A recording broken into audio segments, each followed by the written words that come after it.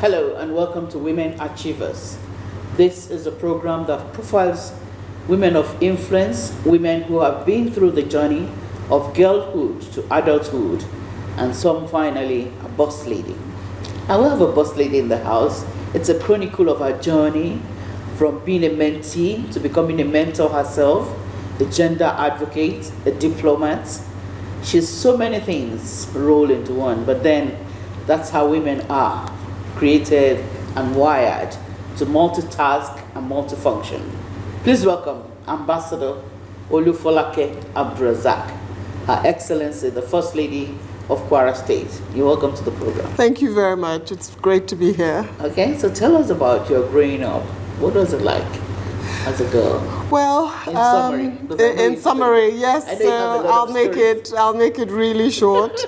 But very, very good growing up in a family, in a very creative family. Okay. We were here. I moved to the U.S. when I was about 2 or 1.5 years old with my dad, who was at that time information attaché in our embassy in Washington, D.C. And from there, I saw a lot of what he did, not just work in the embassy itself, but also his creative work. As a lot of you know, he was a writer, a journalist, and so many other things rolled into one. So we used to go watch his plays and so many other things, and that really prepped me. And at 6 years old or so, I said to him that I was going to become a diplomat. Wow. And he was wowed by the fact that I kept to that. Okay. Even when I was going to study, the courses that I chose became something that would lead me into that career. Okay. So growing up was a lot of fun. It was a lot of so you had your creative early school years in America? Yes. Okay. So a lot of creative activity by my parents. We always had garden parties. We had it's important for children to have adult conversation around them. True. I know these days, a lot of screen time is achieved, but in those days we didn't have so many screens. So it was important to be in the garden, have garden parties with a lot of guests, listen to conversations. We were asked, it was face to face. We were asked questions and everything. And in those days you would ride your bicycle out. Your parents didn't have a cell phone to contact you. They didn't have anything, and you'd be gone for hours and come back and tell tales of everything you saw along the way. So, that was what, really marked my childhood. A lot of activity. Okay. Apart from the garden parties, a lot of cycling, riding bicycles, skateboarding, roller skates with my sister. Wow. And so many other things. Concerts. In Lagos in those days, there were all these concerts. And we used to have concerts at the National Theatre and so many other venues. So concerts that they enjoy now, we used to also enjoy it then, although for a lot of us in those days there was international artists. So I'm glad that now we have a lot of younger artists. No, we have evolved. Yes, we have evolved indeed. So a lot of activity growing up, a lot of fun.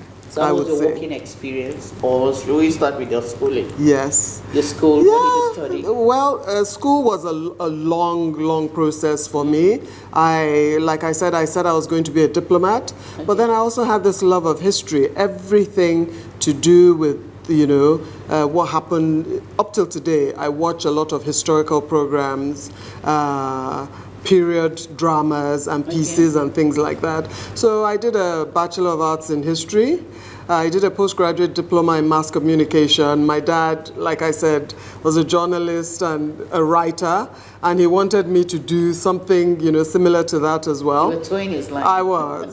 So I did a postgraduate diploma in mass communication, and then I did a master's in international law and diplomacy, a certificate in computing, all at the University of Lagos. And I was very proud that recently the University of Lagos awarded me. From America. Yes. And did your universities in Nigeria? Yes.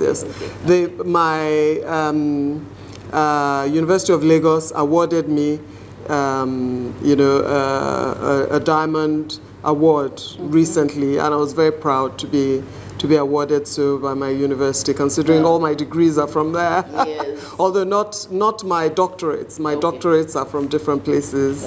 Very proud of those. Those were, doctorates to recognize my achievements in the gender space, in governance, and in all these other things. So I to date have 3 doctorates. Wow. So did you have to work? What was your working experience like? So yes, as you know, it's a long one. But I would just summarize it to say that I've had a very long and fruitful career as a diplomat. I was made ambassador by the President in Council 2 years ago. So that's why I carry the title ambassador. And I carry the title doctor due to those ambassador in situ. So I was given my title. I'm First Lady of Kwara State, so I'm not in another country. Yes. I'm in Kwara State most of the time. But it was, very well received and an honor.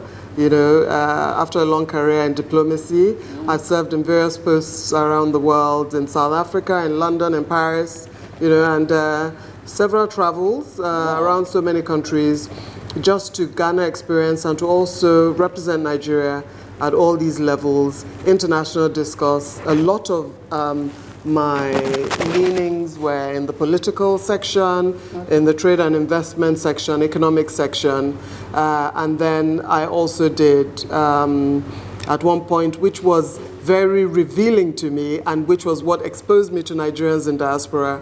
I was head of the education, culture, and head of the Nigerians in diaspora in the UK, and that really exposed me to the Nigerians, and that was fantastic. Wow. Such a great experience. Okay. Yeah. So on this gender-based, you are an advocate, you're in the front line of fighting gender-based violence, not only nationally, but even in your state. Yeah. Can you give us a report of your progress so far? Well, the gender-based violence advocacy came as a result. I know you are aware that we started the Nigerian Governors' Wives Forum, of which I am the secretary of the forum. Currently, we have, almost every single First Lady in Nigeria is a member of the Nigeria Governors' Wives Forum, and we took up gender-based violence as one of our initial advocacies because, especially during the pandemic, there was a spate of really bad, there was a spike. And, this spate of incidents and spike in numbers was really terrible for us to see as mothers and as First Ladies of states.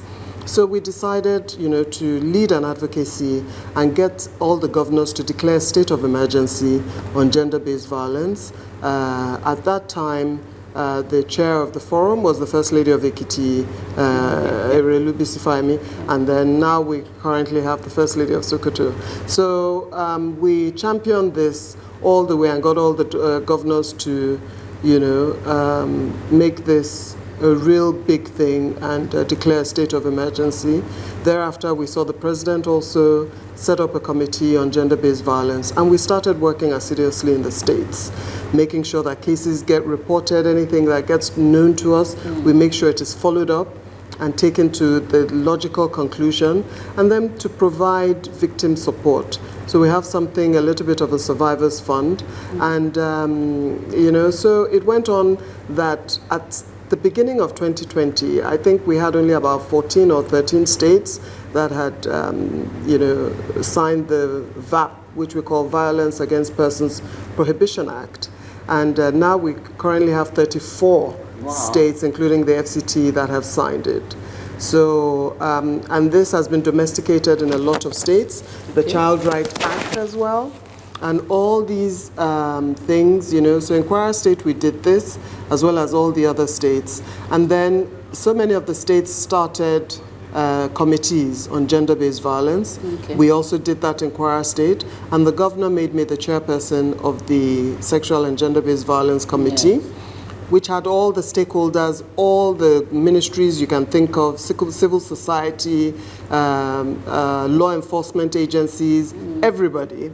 So we've been very happy with the way in which we have managed this committee with the big support of the governor. We have all our shelters, we have SAC centers. I think we now have 3 SAC centers in Kwara. These are sexual assault referral centers. And then we have the shelters for victims, because sometimes when these women, it's predominantly women, but let's not forget that we have a small percentage of men and boys that are also victims of sexual and gender-based violence. So once they report these incidents, you need somewhere to put them, because a lot of the time they can't go back to where they're coming from. So these shelters have really helped us. And,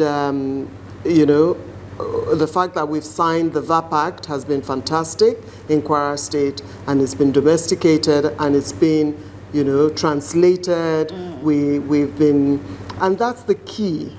The minute you can sensitize people, awareness campaigns is so important to getting the message across, so that people feel bolder to come out, because we still work with stigmatization and silence and so many other things, factors that impede the progress. But we're very happy that with sensitization and people seeing other victims coming out, they are more likely to now come out and report all these cases. So we're very happy. All right. Then there's this high level of women inclusion in governance in your state. Yes. Was that your handiwork? Were you whispering to His Excellency? Well, I've said this at so many fora that I met His Excellency as a student. I was in the university when we met. Okay. And the reason why this is really relevant is to show you how he encouraged me, and both himself and my dad were the key players in me getting all these degrees that I got. Wow. They supported me. He was there in the background championing me and making sure that I did everything. So he's always been a gender-sensitive person. He's always made sure that you can achieve the best that you want to achieve. So also my father. There was nothing that I wanted to do that was, that was taboo, or that he felt, oh, no, don't do it. He would not do it. No. He would encourage you, make sure that you get it done, and so also the governor. So this is not strange to me that he encourages women. And I don't know if you're aware that at some point we had over 50% women in the cabinet, over 50% women statewide in governance. And, everywhere you look in Kwara State, there are women achieving so many things. And what I love is the fact that the men are beginning to see the impact and the, wisdom in these decisions of the governor to make sure that these women are handling all these sensitive positions. The clerk of the assembly is a woman. Wow. The head of the civil service is a woman. The head of service is a woman. Kwara Insurance is headed by a woman. The KWIRS, the Internal Revenue Service is headed by a woman. Wow.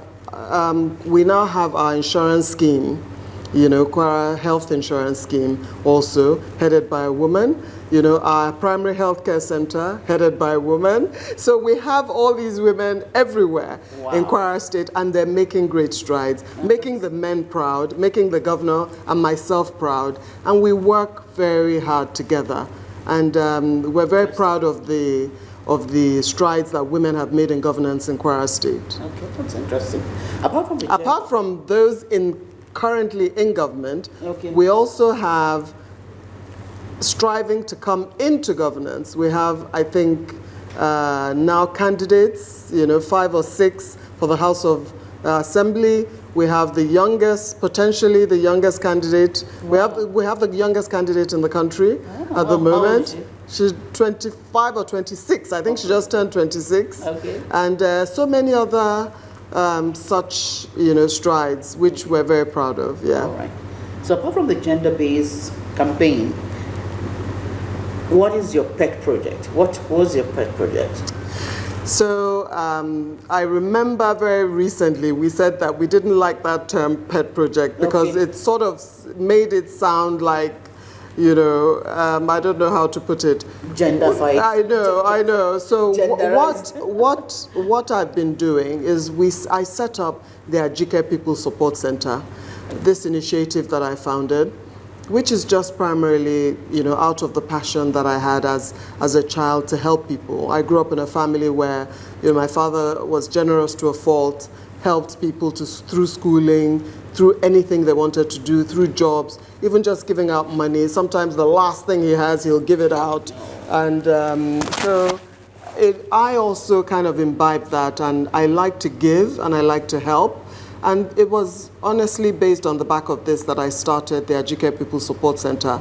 I'm very happy now that as First Lady, as an ambassador, and with all these doctorates that I have and all these platforms that I have, I'm able to amplify all these messages that I want to do. So it's not just a pet project. You know, I have several things that I have my hands in. I do the skills acquisition, empowerment and skills acquisition. For me, it's not just enough to just empower women, give them tools, because when you give them tools that they don't know how to use, they sell off these tools. We found that out, that it's important to train them. So the skills acquisition is very important. So I do a lot of training. I've done beads and jewelry making. We've done makeup and makeover. We've done baking and confectionery. We've done, we've done so many others. We even did something recently with the young farmers and female farmers, drone technology, where we train them in drone technology so that, you know, with the use of the drones, it's easier to cover the length and breadth of their farms, and they're able to see and project and know what they need for the farms. So that's why I have, you know, so many things that I'm focused on, and I'm happy that we're able to achieve and make an impact, because all these women that have gone through our skills acquisition training programs don't actually come back to me to say, I don't have anything, you know, I can't. So it shows that this is a success because they are able to actually feed their families with these skills. We give them the startup, we give them the tools for the program. From the program, we give them the tools that they need. Like for the baking and confectionery, I gave them the gas cookers, I gave them the ovens, the utensils, and even the gas cylinders up to that level. The makeup and makeover, the makeup kits, the lights, you know, the makeup itself. For the jewelry, for the bead design and jewelry, we gave them beads, we gave them all the tools, the wires, and all the little picks and nicks that they need to start all these businesses. And I'm very happy to date, you know, they're all doing very well. And if you note in the state now, we have a garment factory, which, you know, I encourage anybody to go online and, you know, Google what it's about. And, you know, the garment factory, it has all these various lines from start, cut, implement, you know, finishing, and then, you know, final touches and everything. And the hairdressers, I mean, I had an event recently with the hairdressers and you know, makeup and makeover association in the state, and they were so happy because, you know, their businesses are thriving. So this is my reach. These are the things that I like to do: impact people's lives, awareness campaigns, talking to people. Obviously, I've included the gender-based violence in all the things that I'm doing apart from the skills acquisition. That is also something that we're doing. My cancer outreaches, we've done screening, and so many other things that we've done for women. So we have several different aspects to what we're doing. Education, and making sure that apart from skills acquisition, which is just basic skills, you know, for them to work with, also education and trying to get scholarships for people. Thank you. And I have international partnerships on this to try. In fact, I have someone coming in from the UK in January to come and have a look at some of the students that we've looked at. And all the students we meet along the way, we keep them informed. We make sure that they remain part of all the projects and plans that that we are part of. So I'm very happy. We're very busy, and you know, we're very, very happy, and we have a lot of support all across the state, all across the country even, and like I said, international support as well. I hope your children are not missing you from this. Well, they are part of everything that I do. I learned that great lesson from going around with my dad. I make sure that my children are included in all that I do. They're used to accompanying me to so many events. Okay. So what advice do you give to the gender-based victims? Well, there's a lot of stigmatization, and like I said earlier. So the issue is, you know, stigmatization and silence, and we had a particular case of that in Kwara, where we had a little young 6-year-old being molested by a neighbor, a man who was 60 years old, and this was a terrible case, and you know, the parents were like so intent on making sure that they got justice. But later on, we found that there was a little bit of silence, and then we had to follow up. And it turned out that people had gone to advise them that, you know, oh, you don't need to make so much noise because she will grow up and people would know this has happened to her. Will she get a husband? Will she get this? Will she get that? So then they keep quiet. So you see, we continue to work on all these, you know, little things that we have, the stigma, the culture of silence, because in some places people do not want to speak up for fear of stigmatization and fear of repercussions and fear of not getting justice. So, you know, we have to make sure that our policies are in place to make sure that people can actually get justice. I was very happy to support a father recently, and I was surprised it was the father that was really bent on making sure that his daughter went through the courts and everything. We went through the courts, and I supported them throughout this whole process. You know, it was fantastic. So we need to make sure that our policies are in place, and we need to make sure that we implement, because if you look at gender-based violence victims and cases in Nigeria, the conviction rate is very low. So this is something we really need to work on, so that people feel that when they speak out, they will get justice.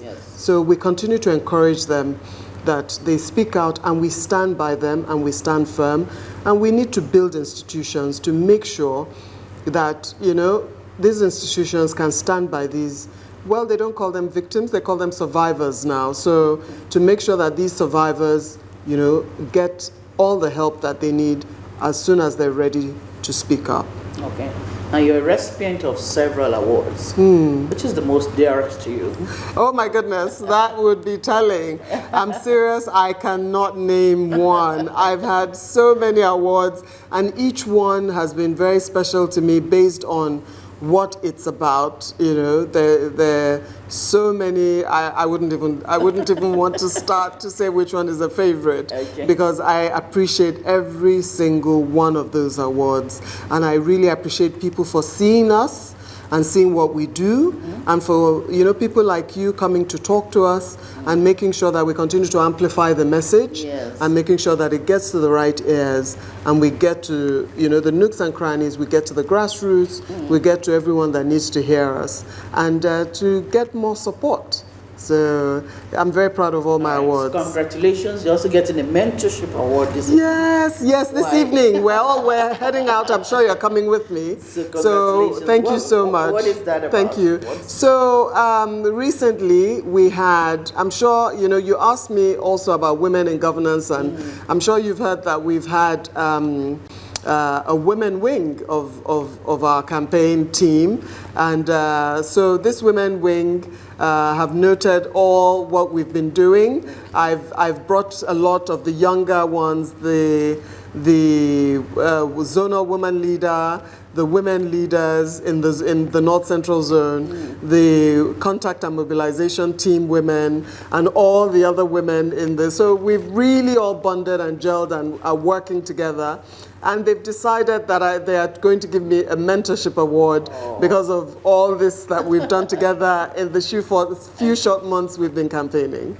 Yes. Congratulations. Thank you very much for your time. Thank you. For coming on to the program. Thank you. And we're very proud of you. You're truly a woman achiever. Thank you for having me. I didn't even know I was opening so much. I thought I was just touching the surface.